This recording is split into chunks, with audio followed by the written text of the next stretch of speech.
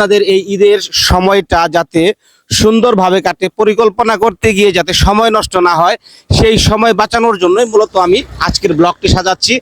যে এক শেরপুর থেকে হালুয়াঘাটের বর্ডার রোডে কত কিছু দেখার আছে। ও এখানকার স্পঞ্জ মিষ্টিটাই মূলত সবচেয়ে বেশি চলে এবং একটা বিনোদনের জায়গা। সেটা এই দৃশ্যটা দেখতে চাইলে কিন্তু আপনাকে পানি হাঁটাতেই আসতে হবে। করইতলির গজার বন, and this is best। এখানে প্রবেশ ফি হচ্ছে 50 টাকা। শেরপুরের থেকে যারা ভাবছেন যে এই ঈদের ঘোরাঘুরিটা আসলে কিভাবে সাজাবেন বা কোথায় কোথায় আপনি ঘুরতে যাবেন, তার কিছু আপডেট তথ্য আমি আজকে আপনাদেরকে জানাবো এবং আপনাদেরকে আমি একটা পরিপূর্ণ পরিকল্পনা দিব যে এই ঈদে আপনার ঘোরাঘুরির পরিকল্পনাটা কেমন হতে পারে। সবচেয়ে স্বল্প সময়ের মধ্যে অনেক বেশি জায়গা আপনি কিভাবে ঘুরতে পারবেন এবং কোন রুট হয়ে গেলে কিভাবে আপনি অনেকগুলা স্পটে যেতে পারবেন, এগুলো আপনাদের সামনে তুলে ধরার চেষ্টা করব। আর আমি আমার আজকের রুট পরিকল্পনা সাজিয়েছি এই শেরপুর খোয়ারপাড় থেকে গাজীর খামার হয়ে নালিতাবাড়ি হয়ে হালুয়াঘাট যাব। হালুয়াঘাট থেকে বর্ডার রোড হয়ে আমরা তারানি পানিহাটা দিয়ে নাকুগাঁও, মধুজিলা, গজনি, লাউচাপড়া, বক্সিগঞ্জ হয়ে আবার শেরপুরে ফিরে আসব। এই সব কিছু আপনাদেরকে আমি দেখাবো। তো আমার ব্লগ যদি আপনাদের ভালো লাগে তাহলে অবশ্যই শেয়ার দেবেন এবং আমার আর কি কি জায়গা নিয়ে আপনি বা আপনার আর কি কি জিনিস জানতে চান সেগুলো কমেন্টে জানাবেন। আর আজকে যেহেতু আমি এই ভিডিওতে সব কিছু বিস্তারিতভাবে দেখাবো, তাই ভিডিওটা কিছুটা লম্বা হবে। তবে আপনারা ধৈর্য ধরে যদি পুরো ভিডিওটি দেখেন তাহলে নিশ্চয়ই এই ঈদে আপনার ঘোরাঘুরির পরিকল্পনা সাজাতে কিছুটা হলেও সহযোগিতা করবে, এটা আমি নিশ্চিত করে বলতেই পারি। যাত্রা শুরু করতে যাচ্ছি আমরা। প্রথমে এদিক দিয়ে আমি শেরপুরে বটতলা মোড় দিয়ে গাজী খামার দিয়ে নালিতাবাড়ি হয়ে হালুয়াঘাট পৌঁছাবো। যেহেতু লম্বা একটা জার্নিতে যাচ্ছি তাই আমরা পাম্প থেকে তেল ভরে নিচ্ছি, খোয়ারপাড় পাম্প থেকে। 500 টাকার দেন। তো আশা করি আমাদের আজকের যাত্রাটা আসলে খুব বেশি এক্সাইটিং হতে যাচ্ছে। দেখতে দেখতে আমরা নালিতাবাড়ি এসে পৌঁছালাম। তো নালিতাবাড়ি ভোগাই নদীর উপর দিয়ে আমরা হালুয়াঘাটের রাস্তা ধরে চলে যাব হালুয়াঘাটের দিকে। এই সেই ভোগাই নদী, এটা কিন্তু অনেক বড় একটা নদী এবং অনেক সুন্দর। নালিতাবাড়ি ক্রস করে ফেলছি আমরা, এখন নালিতাবাড়ি থেকে হালুয়াঘাটের রুটে আসছি, রাস্তায় আসছি। হালুয়াঘাট যাওয়ার এই রাস্তাটাও কিন্তু দেখতে বেশ সুন্দর এবং এর চারপাশের প্রকৃতি, মনোমুগ্ধকর যে প্রকৃতি, সেটা আপনাকে মুগ্ধ করবে।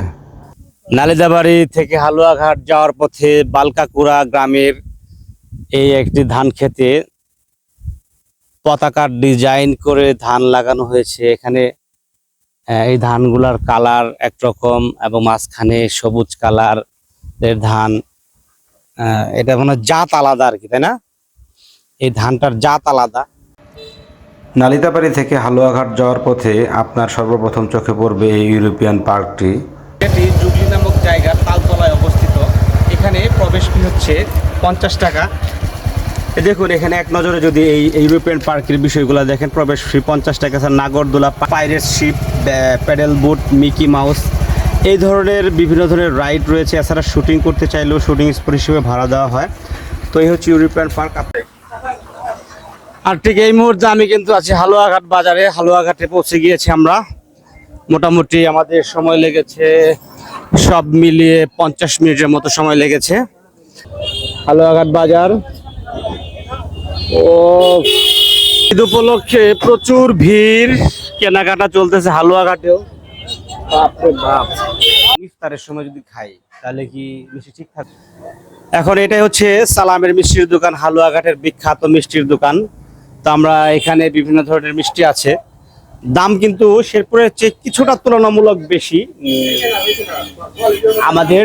তবে এখানকার যেহেতু কোয়ালিটি ওনারা আলাদাভাবে মেনটেন করেন, সেজন্য আসলে এখানে দামটা একটু বেশি হতেই পারে। আমি 1 কেজি স্পঞ্জ মিষ্টি নিচ্ছি 320 টাকা। আপনারা শেরপুর থেকে আসলে এখানে ট্রাই করে যেতে পারেন স্পঞ্জ মিষ্টি। এটা মিষ্টিগুলো কিন্তু দেখতে অনেক বেশি ডেলিশিয়াস মনে হচ্ছে, নিশ্চয়ই খেতেও সুস্বাদু হবে, বোঝাই যাচ্ছে। তো এখানে কিন্তু ফিক্সড রেট, দামাদামি করা যাবে না। 320 টাকা কেজি এই মুহূর্তে। আমি 1 কেজি নিয়ে নিলাম। তো এই হচ্ছে সালামের মিষ্টির স্পঞ্জ মিষ্টি। এখানকার স্পঞ্জ মিষ্টিটাই মূলত সবচেয়ে বেশি চলে। এবং আপনারা যারা হালুয়াঘাটে আসবেন তারা কিন্তু অবশ্যই সালামের মিষ্টি নিয়ে যাবেন। তো আমার মিষ্টি কেনা শেষ, এখন আমরা চলে যাব করইতলি সীমান্তে, গোবরাখালী সীমান্ত। সেখানে আমরা যে পিকনিক স্পট বলেন এবং যেগুলো দেখার মতো যে জিনিসগুলো রয়েছে সেগুলো আপনাদেরকে দেখাবো। চলুন আমরা সামনে এগিয়ে যাই। এই হচ্ছে সেই সীমান্ত সড়ক, আমরা সেই সড়কটি ধরলাম এই মুহূর্তে। হালুয়াঘাট কিন্তু মূলত এখানে অনেক ক্ষুদ্র নৃগোষ্ঠী মানুষের বসবাস। হাজং শেরপুর জেলা যে হাজংয়ের জন্য বিখ্যাত, হাজংদের মোটামুটি বসবাস এই হালুয়াঘাটেও রয়েছে। এছাড়াও গারো রয়েছে, কুচ রয়েছে এবং আরও বিভিন্ন ধর্মাবলম্বী এবং সম্প্রদায়ের লোকের বসবাস এই হালুয়াঘাটে। আসলে এই শেরপুর থেকে হালুয়াঘাট থেকে বর্ডার রোড হয়ে শেরপুর যাওয়ার পথে প্রত্যেকটি জায়গা অনেক সুন্দর। আমরা এখনো সীমান্তবর্তী যে অঞ্চলগুলো রয়েছে সেখানে পৌঁছাইনি। সেখানে যাওয়ার পর আসলে আপনারা আরো বাকিটুকু বুঝতে পারবেন যে এক শেরপুর থেকে হালুয়াঘাটের বর্ডার রোডে কত কিছু দেখার আছে। এই যে 4 রাস্তার মোড়টা আমরা পার হয়ে আসলাম। 4 রাস্তার মোড়ে এইখানে পশ্চিম পাশ দিয়ে চলে যাব শেরপুর, আর এই সোজা এটা হচ্ছে গোবরাখালী স্থলবন্দর। আমরা গোবরাখালী স্থলবন্দর দেখা শেষ করে চলে যাব করইতলি। আমরা গোবরাখালী স্থলবন্দরের একদম কাছাকাছি একদম চলে এসেছি। এখানে বিজিবি ক্যাম্প রয়েছে, আমাদের সীমান্ত টহল।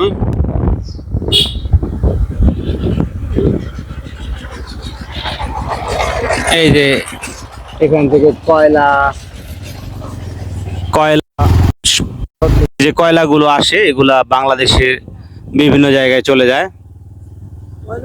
গোবরাখালী স্থলবন্দর, এখানে বিভিন্ন জাতের কয়লা পাওয়া যায়, পিট কয়লা। এবং এই যে এই কয়লাগুলোর নাম আমার জানা নাই। মূলত গোবরাখালী কয়লার জন্য বিখ্যাত, পাথরও পাওয়া যায়। এবং সবচেয়ে বড় ব্যাপার হচ্ছে এই গোবরাখালীতে কিন্তু এমন কিছু হোটেল রয়েছে যেখানে ডাকতেছে নাকি যাও যেখানে বাম দিয়ে যাবা। এই গোবরাখালীতে কিন্তু এমন কিছু সুদা দাও সুদা মানে ওই পার হয়ে বাম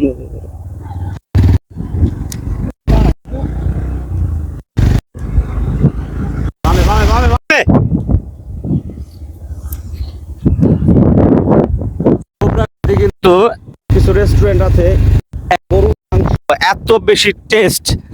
চলুন আপনাদেরকে সেই গরুর মাংসের দোকানে নিয়ে যাই। হালুয়াঘাট বেড়াতে এসে যদি খাওয়া দাওয়া করেন তাহলে তো অবশ্যই, আর যদি খাওয়া দাওয়া নাও করার ইচ্ছা থাকে তবুও গোবরাখালীর এই স্থলবন্দর ইসমাইল ভাইয়ের দোকানে এসে অবশ্যই গরুর মাংস দিয়ে আপনারা ভাত খেয়ে যাবেন। এখানকার গরুর মাংসটা আপনারা টেস্ট করে যাবেন। আমি মনে করি এটার স্বাদ সবসময় আপনার মুখে লেগে থাকবে, কারণ এটা আমি এর আগে যখন এসেছিলাম তখন আমি নিজে খেয়ে গিয়েছিলাম, আমার কাছে অনেক বেশি টেস্টি মনে হয়েছিল। আজকে আপনাদেরকে দেখাতে চাইছিলাম, বাট পূজা উপলক্ষে রেস্টুরেন্ট বন্ধ, সেই জন্য দেখানো গেল না। But don't miss it, mind it, ইসমাইলের গরুর দোকান, গোবরাখালী স্থলবন্দর। আর এটাই হচ্ছে হালুয়াঘাট দিয়ে গোবরাখালী স্থলবন্দরের সর্বশেষ প্রান্ত। এরপর ভারত শুরু, এরপর আর যাওয়া যায় না। এখান দিয়ে মূলত এই রাস্তা দিয়ে মূলত ভারত থেকে কয়লাগুলো আসে বাংলাদেশে, এবং এই কয়লাগুলো আসার পর এই গোবরাখালী স্থলবন্দর থেকে সেগুলো বাংলাদেশের বিভিন্ন প্রান্তে চলে যায়। আর এই সুন্দর সুন্দর জায়গাগুলোতে আসলে কিন্তু অবশ্যই অনেক বেশি বেশি ছবি তুলতে ভুলবেন না, কারণ প্রতিটি জায়গার স্মৃতি হিসেবে থেকে যাবে আপনার তোলা সেই ছবিগুলো। আমরা একটু সীমান্তের কাছাকাছি যাওয়ার চেষ্টা করতেছি, মূল রাস্তা থেকে কাঁচা রাস্তা দিয়ে ভেতরে আমরা এখানে গাড়িটা রেখে যাই সামনে। এটা মনে হয় ভারতের আর কি স্থলবন্দর, যেটা বাংলাদেশের এই গোবরাকোড়ার সাথে কানেক্টেড বোঝা যাইতেছে। এবং ওই যে সারি সারি ট্রাক গুলা দেখে বোঝা যাচ্ছে যে এটা। আর আপনারা কিন্তু এই সুন্দর জায়গাটাতে আসতে পারবেন গোবরাকোড়া থেকে যে সরু রাস্তাটা করইতুলির দিকে আসছে, অর্থাৎ সীমান্ত ঘেঁষে যে রাস্তাটা, সেই রাস্তা দিয়ে মূল বর্ডার রোড দিয়ে আসলে কিন্তু আপনারা এখানে আসতে কষ্ট হয়ে যাবে। আসলে যে কোনো জায়গায় গেলে সেই জায়গার পরিচিত জায়গাগুলোর বাইরেও কিন্তু যে জায়গাগুলোর সচরাচর কমন দর্শনার্থীরা যেতে পারে না, সেই জায়গাগুলোকে একটু নিজের মাধ্যমে আবিষ্কার করতে হয় বা একটু খুঁজে নিতে হয়। স্থানীয় লোকদের সহযোগিতা নিয়ে কিন্তু আমরা এই জায়গাটায় আসছি। দেখেন এখান থেকে কিন্তু স্পষ্ট ওই যে যে মাইক্রোবাসটি যাচ্ছে, এটা কিন্তু ভারতের রাস্তা দিয়ে ভারতের মাইক্রোবাস। সো একেবারে আমরা কাছাকাছি আছি। এরকম কিছুটা চিনে চিনে মানুষকে জিজ্ঞেস করে আপনাদেরকে কিছু কিছু জায়গায়, সীমান্তবর্তী জায়গায় আপনারা আসবেন। তো এই যে তবে সীমান্তের যে কোনো জায়গায় আসার সময় আসলে একটু সতর্ক থাকতে হবে, যাতে করে কোনো অনাকাঙ্ক্ষিত বিপদ না হয়। আপনারা গোবরাকোড়া স্থলবন্দর থেকে করইতুলি স্থলবন্দরের দিকে রওনা দেওয়ার পর ঠিক আমি যে জায়গাটা দাঁড়িয়ে আছি, এটা হচ্ছে লক্ষ্মীকুড়া 19 ঘর। এখানে এসে একটা বিরতি দিয়ে এখানকার যে সীমান্ত রয়েছে, এই রাস্তাটা, এই যে কাঁচা রাস্তাটা চলে গিয়েছে, এখান দিয়ে আপনারা সামনে কিছু দূর এগিয়ে একদম ভারতের খুব কাছ থেকে ভারতের রাস্তাগুলো, ভারতের মানুষজন, গাড়ি, এগুলো একটু দেখে আসতে পারেন। এবং মানে সীমান্তের যে সীমান্তবর্তী মানুষের ঠিক তারা কিভাবে থাকে সেই জিনিসটা আপনারা একটু চাইলে এখান দিয়ে ঘুরে আসতে পারেন। ভালো লাগবে, এটা একটা নতুন এক্সপিরিয়েন্স হবে আপনাদের জন্য। অত্যন্ত সরু একটি ব্রিজ, রাবার ড্যাম। এইখানে এটা হচ্ছে হালুয়াঘাটের লক্ষ্মীকুড়া রাবার ড্যাম। এখানে দেখেন ওই পাশে লেকে পানি আটকানো হয়েছে, আর এই পাশে কিন্তু খা মূলত এই পাহাড়ি অঞ্চলের সেচ কাজ ভালোভাবে এই সময় খরা মৌসুমে করার জন্য এইভাবে এই যে রাবার ফুলিয়ে পানি আটকানো হয় বলে এটাকে রাবার ড্যাম বলা হয়। এটা হচ্ছে প্রাকৃতিক লেক। এখানে দেখেন এই নদী পাড়ের মানুষগুলো সবাই এই লেকে গোসল করে। আমরা করইতুলি স্থলবন্দরে চলে এসেছি গোবরাকোড়া দিয়ে। এখানে একটা পিকনিক স্পট আছে, আপনাদেরকে এই পিকনিক স্পটটা দেখাবো। এই পিকনিক স্পট সামনে গিয়ে ডানে আর কি। এই করইতুলি সীমান্তের এই জায়গাটার একটা বৈশিষ্ট্য হচ্ছে যে আপনারা ভারতীয় বর্ডার যদি নিরাপদে দেখতে চান, মানে সেফলি, তাহলে এখানে এই করইতুলির এই পিকনিক স্পটের ভিতরে একটা জায়গা আছে, সেখানে দোলনা পাতা আছে। সেই দোলনায় দোল খেতে খেতে কিন্তু আপনারা ভারতের সীমান্ত দেখতে পারবেন। চলুন আপনাদেরকে প্র্যাকটিক্যালি দেখাবো। এখন আমি ভিতরে ঢুকবো আমরা অবশ্য। এটা হচ্ছে গজার বন। করইতুলি সীমান্তের এই পিকনিক স্পটগুলো আহামরি তেমন কিছু নয়, তবে এখানে আসলে আপনারা একটু যদি এই 10-20 মিনিট ঘুরে যেতে পারেন আর কি। এখানে দেখার মতো তেমন কোনো কিছু নেই, শুধুমাত্র এখানে টিকিটের দাম অল্প, মাত্র 20 টাকার টিকিটের দাম। তো 20 টাকার টিকিট দিয়ে আপনারা যতটুকু দেখা যায় এখান থেকে আর কি, চাইলে আপনারা ভারতের সীমান্তটা একটু ক্লিয়ারলি দেখতে পারবেন, এতটুকুই। তবে যদি শেরপুর থেকে এখান দিয়ে লং ট্যুর দিয়ে যান, তাহলে একটা বিনোদনের জায়গা, সেটা একটু দেখে গেলেন, এতটুকুই আপনারা মজা নিতে পারবেন আর কি। করইতুলির এই সীমান্ত দেখা শেষ করে আমরা যাচ্ছি শেরপুর বর্ডার রোডের দিকে। আসলে বেসিক্যালি হালুয়াঘাটের এই সীমান্তগুলো এই কৃত্রিমভাবে তৈরি করা এই পার্কগুলো ছাড়া দেখার মতো আসলে তেমন কিছুই নেই। শেরপুরে বর্ডারগুলোতে অনেক কিছু দেখার আছে। আর এখানে আপনি দেখতে চাইলেই মানে ভারতের সীমান্তটা একেবারে পাহাড় যা আছে সব দখল করে ভারতের সীমান্ত, এই হালুয়াঘাটের পুরো সীমান্ত জুড়ে। তো আপনারা আসলে এখানকার যে পিকনিক স্পটগুলো আছে, যে দুইটা দেখাইলাম, এগুলাতে আপনারা ঘুরতে পারেন। এই সেই বর্ডার রোডে আমরা উঠে গেলাম, দাঁড়াও, ট্রাক আছে। তো এই ছিল হালুয়াঘাট পর্ব। প্রকৃতির এই রূপ দেখতে দেখতে এবার এগিয়ে যাচ্ছি আমরা শেরপুরের দিকে। হালুয়াঘাট উপজেলা শেষ হওয়ার পরে শুরু হবে শেরপুরের নালিতাবাড়ি।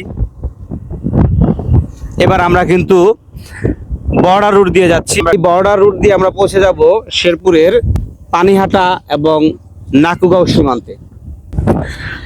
এই জন্য প্রকৃতির অপরূপ মেলা, হালুয়াঘাটের শেষ অংশের এই সুন্দর দৃশ্যটি আপনার মন কেড়ে নিতে বাধ্য। এর মধ্য দিয়ে হালুয়াঘাট অঞ্চল শেষ। এই যে ধন্যবাদ দিতেছে ময়মনসিংহ সড়ক বিভাগ, এরপর ওয়েলকাম জানাবে শেরপুর সড়ক বিভাগ। হ্যাঁ ঠিক তাই, ওয়েলকাম শেরপুর সড়ক বিভাগ। আর এর মধ্যে দিয়ে আমরা শেরপুর অংশে ঢুকে গেলাম।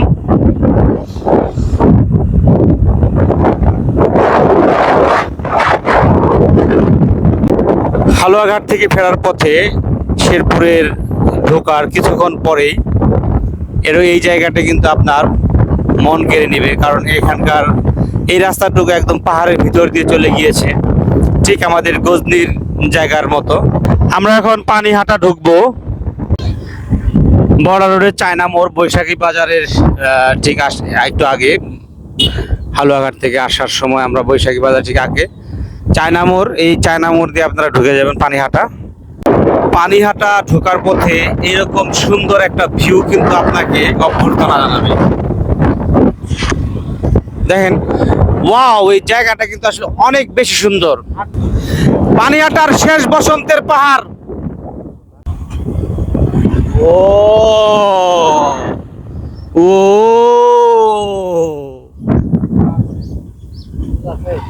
দাঁড়াও। এটা হচ্ছে পানিহাটার 0 পয়েন্ট। ওই ব্রিজটা ভারতের, একদম স্পষ্ট দেখা যাচ্ছে যে ব্রিজটা। এটা ঠিক সিলেটের জাফলং যেরকম, এরকম একটা জায়গা এটা। এগুলো হচ্ছে পাহাড়ি মাটি, এই যে পাহাড়ের টিলাগুলো দেখেন, টিলার মাটিগুলা লাল মাটি। তো এই নদীটি কিন্তু আসলে অনেক সুন্দর। এই নদীটির পাশাপাশি এখানে একটি খেলার মাঠ রয়েছে, বিস্তীর্ণ একটি খেলার মাঠ।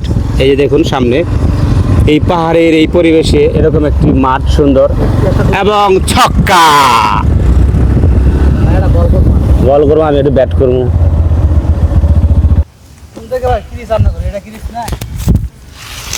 আমরা পানিহাটার এই খেলার মাঠটার সাইড দিয়ে একটু পাহাড়ের উপরে যাই, দেখি এদিক দিয়ে নদীর প্রান্ত, ওই নদীর পাড়ে গেলে কেমন দেখা যায় সেটা আমরা একটু দেখবো। যদি এই মুহূর্তে আমি আসলে অনেক টায়ার্ড, কারণ সারাদিনের রোজার এখন শেষ মুহূর্তে চলতেছে, এবং আমার গলা শুকাই গেছে অনেক আগেই, এবং গলাটা কিন্তু আসলে ভেঙে গেছে, প্রায় কথা বলতেও কষ্ট হইতেছে। But I want to complete today's blog for you, because you the man has come from Dhaka to enjoy your holidays, your vacation in Sherpur, and I want to give you this surprise as a prize. So let's go, দেখা যাক নদীর পাড়ে কি হয়। আপনাদের একটা জিনিস বলে রাখি, এখানে আসলে অবশ্যই আরও ড্রেস সাথে করে নিয়ে আসবেন, এক্সট্রা ড্রেস, গামছা, লুঙ্গি যেগুলো লাগে। এই নদীতে একটু গোসল করে যাবেন। পানিহাটাই বেস্ট। পানিহাটার এই প্রান্ত থেকে দৃশ্যটা খুবই চমৎকার দেখা যায়। আসলে বাংলাদেশ অংশে খুব বড় বড় টিলা বা পাহাড় পরেই নাই, সব ভারত নিয়ে নিছে। দেখেন ও পাশটায় কত সুন্দর সুন্দর টিলা, ভারতের রাস্তা এবং ব্রিজ। পানিহাটার ভেতরে এই জায়গাগুলো আপনারা ঘুরে যেতে পারেন। এখানে পানিহাটায় এসে এই যে ওই যে নিচে যে খেলার মাঠ দেখা যাচ্ছে, খেলার মাঠের উপর পাশে নদীর পাড়টা আর কি এটা। এখন বলে দিচ্ছি যে আসলে কিভাবে আপনারা শেরপুর থেকে এই পুরো যাত্রাটা কমপ্লিট করবেন। মূলত শেরপুরের খোয়ারপাড় থেকে আপনারা বাইক দিয়ে, যেভাবে আমি দেখাইলাম, যে নালিতাবাড়ি, হালুয়াঘাট থেকে গোবরাকোড়া, করইতলি সীমান্ত হয়ে শেরপুরের পানিহাটা, এভাবে আপনারা আসতে পারেন। অথবা যে কেউ চাইলে সিএনজি, অটোরিকশা অথবা ব্যক্তিগত যদি কোনো গাড়ি থাকে সেগুলো দিয়ে আপনারা অনায়াসে এই পুরো অঞ্চল ঘুরে যেতে পারবেন, এবং খুব বেশি টাকা কোথাও লাগে না, বোঝাই গেল। এন্ট্রি টিকিটের দামও, এন্ট্রি টিকিট অনেক কম, 20 টাকা 50 টাকা কোথাও এই, আর গাড়ি ভাড়া যা লাগে আর নিজের খাওয়ার জন্য। তবে পাহাড়ে আসলে একটা জিনিস মাথায় রাখবেন, সাথে সবসময় পানি, এবং যে প্রাথমিক চিকিৎসার জন্য অন্তত একটা স্যাভলন বা ব্যান্ডেজ, গ্যাস্ট্রিকের ট্যাবলেট, অথবা এই সামান্য জিনিসগুলো আপনারা নিয়ে আসতে পারেন, তাহলে আরও বেশি নিজের সেফটি থাকলো আর কি। নীল পানি। তো পানিহাটা পর্ব শেষ, এবার চলে যাব আমরা নাকুগাঁও সীমান্তে। পানিহাটা এই ছিল দেখার মতো, চলুন এবার নাকুগাঁও নিয়ে যাই আপনাদেরকে, সেখানে আরেক জগৎ অপেক্ষা করছে আমাদের জন্য। আমরা ঠিক এই রাস্তাটা দিয়ে আসলাম হালুয়াঘাট থেকে। এটা হচ্ছে কালাকুম বাজার। এই কালাকুম বাজারের এই 3 রাস্তার মোড়ে এখানে এসে বিরতি দিলাম। আমার ডান পাশ দিয়ে যে সোজা রাস্তাটা যাচ্ছে এটা হচ্ছে নাকুগাঁও যাওয়ার রাস্তা। এখান দিয়ে আপনারা চাইলে কিছু দূর 1 কিলোমিটারের মতো গেলেই নাকুগাঁও থেকে আপনারা ঘুরে আসবেন। ঠিক গোবরাকুড়া করৌতলি সীমান্তে যেরকম একটি স্থলবন্দর রয়েছে, নাকুগাঁও তেমন একটি স্থলবন্দর। যেহেতু আমরা রওনা দিয়েছিলাম 11:30টায়, আর এখন বাজে 4:30, প্রায় 5 ঘন্টা হয়ে গিয়েছে এতটুকু ঘুরে আসতে আসতে। অতএব কিছুটা ক্লান্ত লাগতেছে, সেজন্য আর সামনের দিকে গেলাম না, বাট এটা দিয়ে আপনারা নাকুগাঁও যেতে পারবেন। তো এই ছিল আমাদের আজকের যাত্রা। আপনারা যখন রওনা করবেন, আপনারা যখন আসবেন, তখন এই বিষয়গুলো যদি মাথায় রেখে, আমি যে যে জিনিসগুলো বললাম সেগুলো মাথায় রেখে যদি আপনারা আসেন, তাহলে আপনারা একদিনের মধ্যে এই সমস্ত জায়গাগুলো ঘুরতে পারবেন এবং আপনার পুরো দিনটি সুন্দরভাবে আনন্দময়ভাবে কাটাতে পারবেন। ঘুরতে ঘুরতে আমরা চলে এসেছি 12 মিশন বটতলায়। 12 বটতলা, এখানে আছে একটা মিশন। এই মিশনেও আপনারা ঘুরতে পারবেন, তবে একই রকম অনুমতি ছাড়া এই মিশনেও ঢোকা যায় না। এই মিশন দিয়ে আমরা 12 বাজার দিয়ে চলে যাব শেরপুরে।